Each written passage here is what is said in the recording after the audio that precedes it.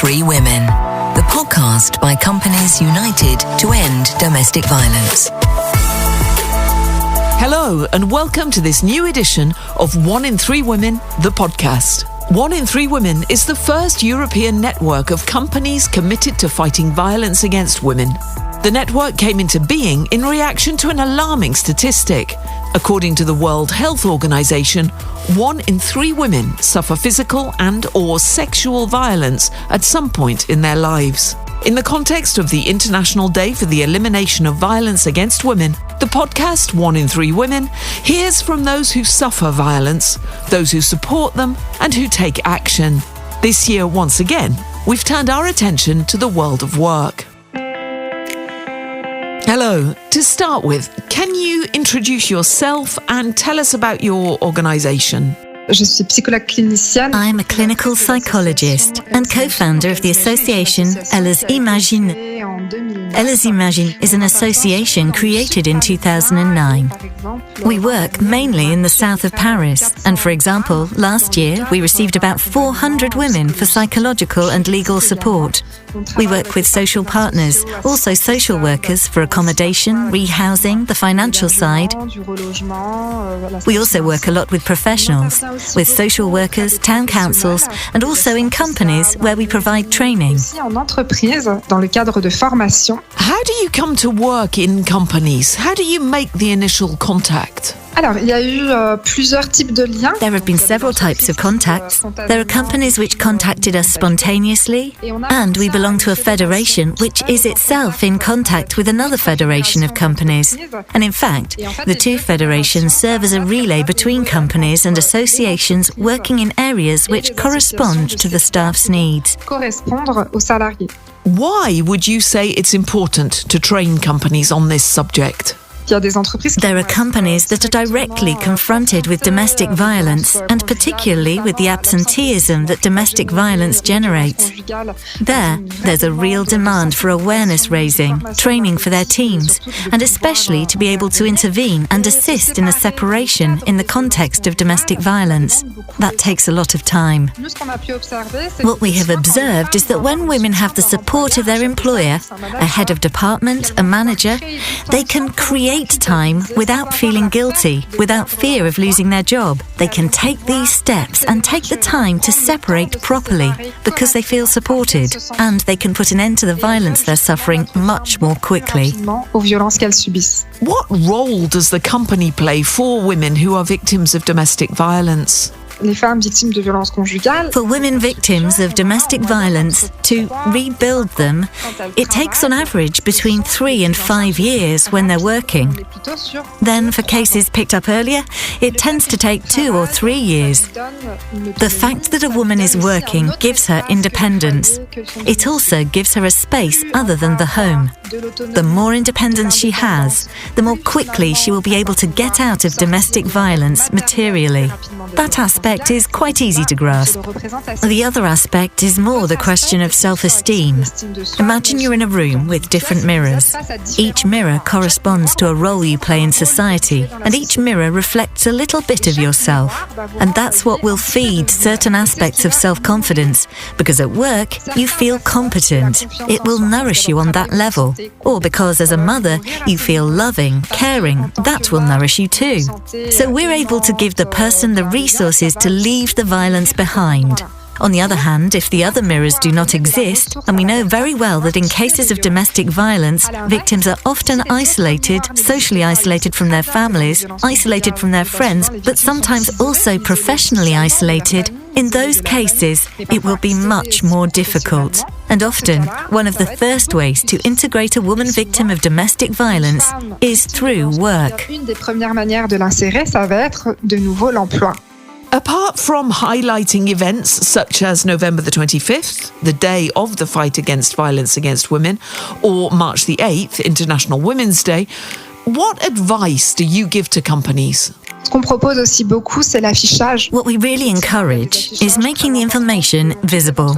There are very important things for all companies to have up on the wall, visible, such as the national number 3919.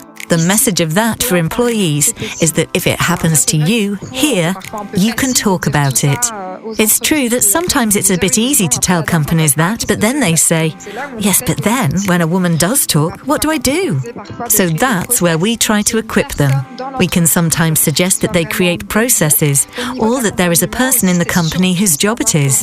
In terms of support, it's also about knowing where to refer people to. So a poster can give the number 3919, give the details of an association close to the company or to the employee's home. We train all the professionals to be able to teach a woman how to manage an emergency. We try to set up a safety plan with her. What is the reflex that allows you to leave?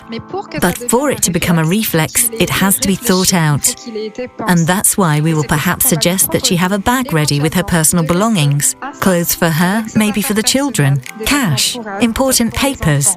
Because the idea is that if tonight he gets into a fury, if I have to leave quickly with nothing, I know I have stuff at work. I can pick it up. Or perhaps it's already at a colleague's house who has agreed to take me in. That's when she needs to be able to set up what she needs to get out of the violence.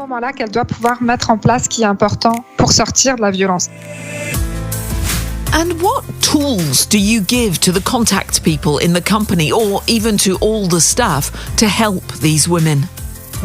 First, any conversation has to be in a confidential place. You really have to take the time to really listen and respect what she is capable of doing and what she is not able to do, without judgment.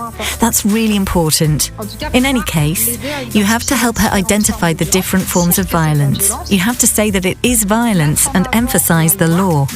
Even psychological violence is now punishable by law. And once you have helped the person to identify all that, you can then take the time to orientate them, but without expressing an opinion, even if you have some experience in the matter. The idea is really that each professional sticks to their own role. Here we're talking about within the company. We're not talking about the lawyer's role or support from an organisation. That's another part of the process. But it's also important sometimes that this space and time in the company continues to exist a little. The women will not immediately go to meet the organisation, and they may need 2 or 3 real conversations at work.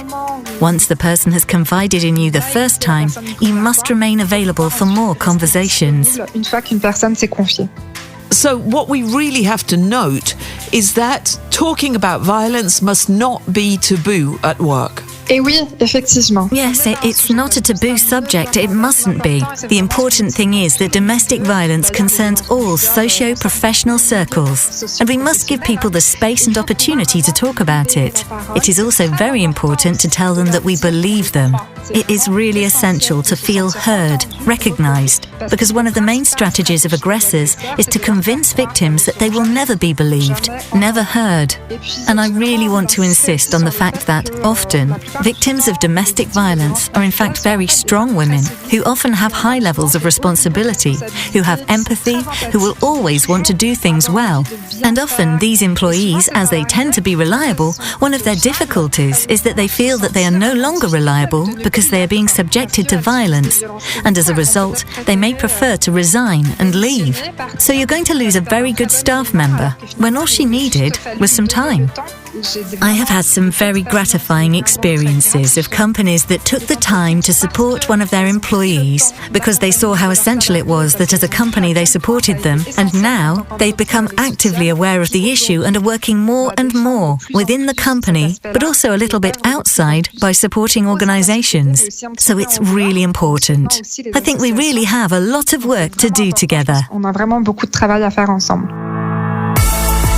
And that's the end of this episode of One in Three Women, the podcast. You can listen to all of our podcasts on the website of the FACE Foundation, fondationface.org. Thank you very much to our guest, and thank you to the companies in the network committed to fighting violence against women. The Foundation Agir contre l'exclusion, the Caring Foundation, L'Oréal, Corian, Carrefour, BNP Paribas, the Solidarity Fund We Care, Publicis, SNCF, PwC, the French Development Agency, and EPNAC. Have a great day. Goodbye. Together, let's act against domestic violence.